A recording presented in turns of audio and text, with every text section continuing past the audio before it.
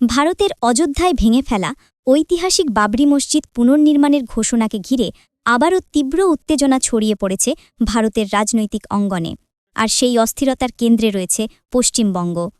মুর্শিদাবাদের রেজিননগরে নতুন করে বাবরি মসজিদের ভিত্তিপ্রস্তর স্থাপনের অনুষ্ঠান যেন বহু বছরের জমে থাকা আবেগকে নতুন করে নাড়া দিয়েছে।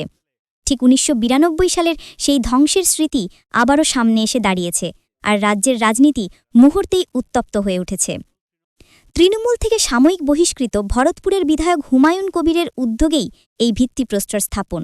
প্রায় ৪০০ মানুষের জমায়েতের সামনে দুই বিদেশি আলেমকে পরিচয় করিয়ে দিয়ে আল্লাহু আকবার ধ্বনির মধ্যেই ফিতা কেটে অনুষ্ঠানের সূচনা করেন তিনি। কবির দাবি করেন, এই আয়োজন সাংবিধানিক অধিকার, উপাসনালয়ের নির্মাণ কারও মনোপলি নয়, আর বহু বছরের মানসিক ক্ষতের সামনে এই প্রকল্প এক ধরনের সামাজিক পুনরুদ্ধার। তবে এই দৃশ্য রাজ্যের রাজনৈতিক সমীকরণে বড় ধরনের ঝড় তুলেছে। তৃণমূল কংগ্রেস ঘটনাটি থেকে দূরত্ব বজায় রাখলেও ইঙ্গিত দিয়েছে ব্যক্তিগত জমিতে মসজিদ নির্মাণ সাংবিধানিক অধিকার হলেও ধর্মকে কাজে লাগিয়ে রাজনৈতিক মেরুকরণ কোনোভাবেই গ্রহণযোগ্য নয়। অন্যদিকে বিজেপি সরাসরি এটিকে রাজনৈতিক ষড়যন্ত্র আখ্যা দিয়েছে। দলটির আইটি সেল প্রধান অমিত মালব্যা অভিযোগ তুলেছেন, এই প্রকল্প ধর্মীয় নয়, নিছক ভোট ব্যাংক রাজনীতি। বিজেপির সাবেক রাজ্য সভাপতি দিলীপ ঘোষও দাবি করেন, ২০২৬ সালের নির্বাচনের আগেই তৃণমূল রাজ্যে সাম্প্রদায়িক আবহ সৃষ্টি করছে। এই উত্তেজনার মাঝেই মুখ্যমন্ত্রী মমতা বন্দ্যোপাধ্যায় এক্সে পোস্ট করে রাজ্যবাসীকে সতর্ক করেছেন।